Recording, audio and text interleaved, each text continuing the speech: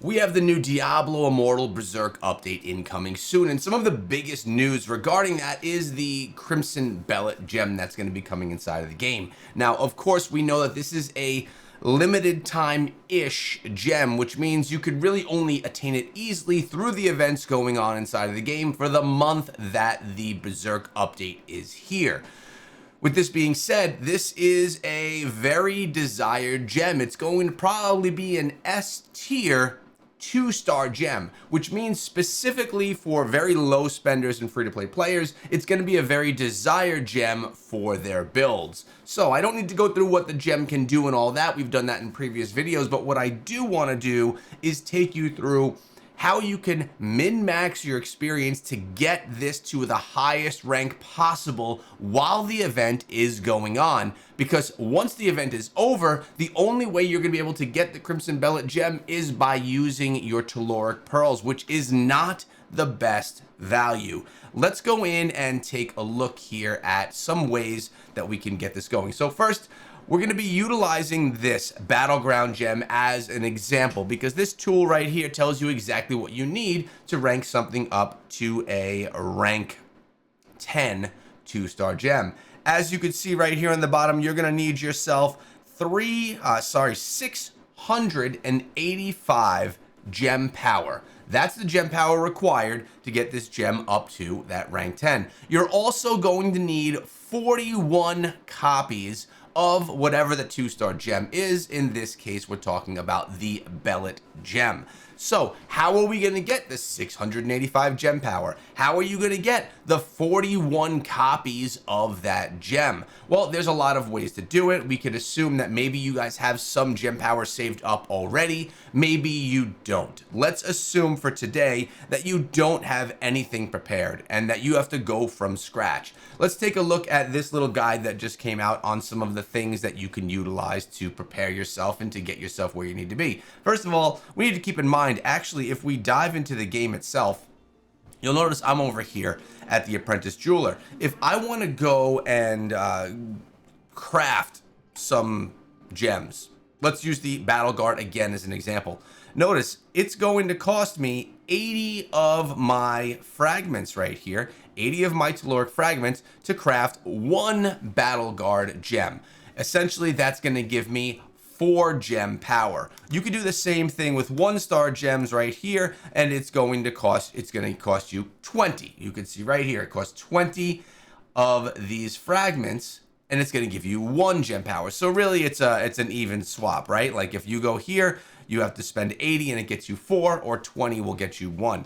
As you can see, I have over 2,000, almost 2,000 of these saved up. So I have some really good gem power in my back pocket that I can just craft and use for whatever. But maybe you guys don't. Maybe most players actually don't have that many saved up, and you're gonna have to farm them. So what's the best way to farm your telluric fragments as well as your fading embers? Remember, your fading embers, those are gonna be able to get you the legendary crest, and we're talking about an eternal legendary crest here as well.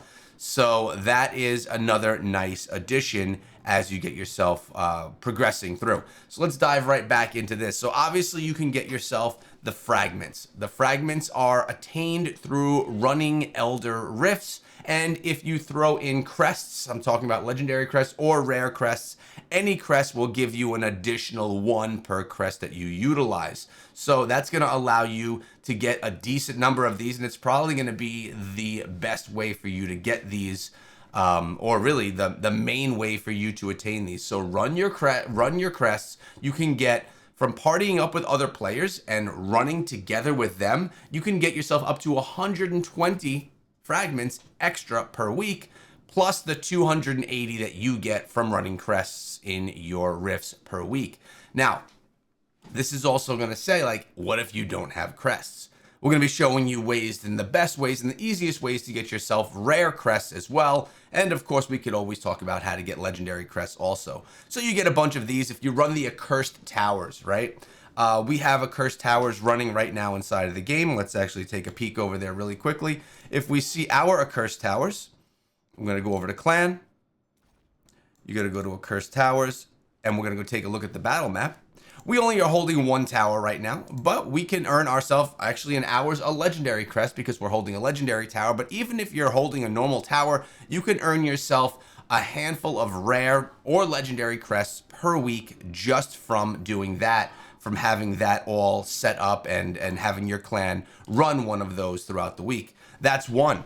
2, you got the merchant, right? I go over to the merchant all the time. And when there, we come on over and we look and buy rare crests. It's actually a priority of mine. So we come over here, we'll navigate to the Hilts Trader. You get Hilts inside of the game from doing many of different things, clan-related things, shadow-related things. Just for even login rewards, you'll get yourself Hilts. And some of the priorities I have are, of course, the legendary crest, the Telluric Pearls, and then rare crests. That is my my focus when I'm getting these. Look, I'm sitting on 793. I can buy some rare crests right here. Remember, your Telluric Pearl, this resets weekly on Monday, so that should be your priority every Monday. And the legendary crest resets every month, the first day of the month, which costs you 1,600 hilts. Also, you have your limited times that come in daily where you could pick up most days a rare crest over there as well. So this is a great way to stock up on rare crests, which can help you get more of those Telluric fragments as you progress on and as you're trying to unlock more of these things. All right, so we also have different events going on with your season.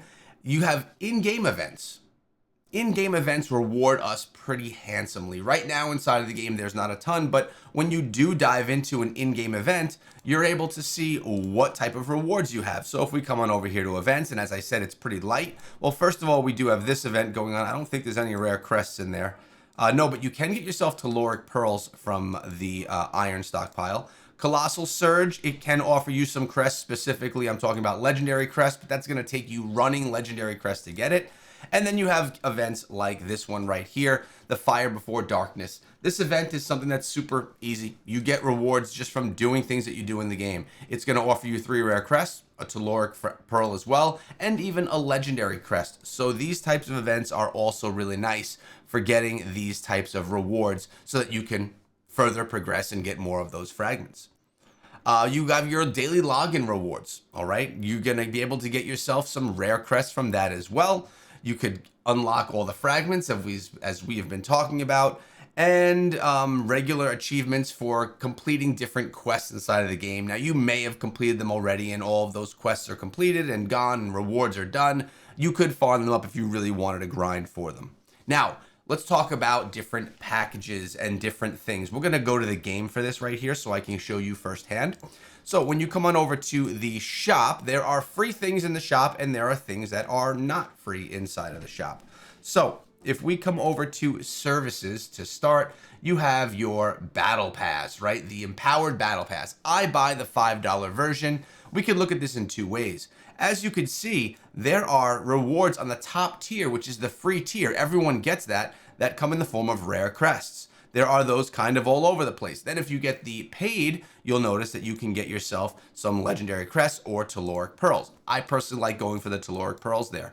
You have 3 rare crests on the bottom tier as well. More on the top tier. There's a lot of opportunities for you to get crests, and also notice you can get hilts from there as well, which can allow you or help you buy things from the Hilts Trader in the form of those Telluric Pearls, legendary crests, and the rare crests as well. So the battle pass is actually a good source of rare crests and materials needed to buy rare crests.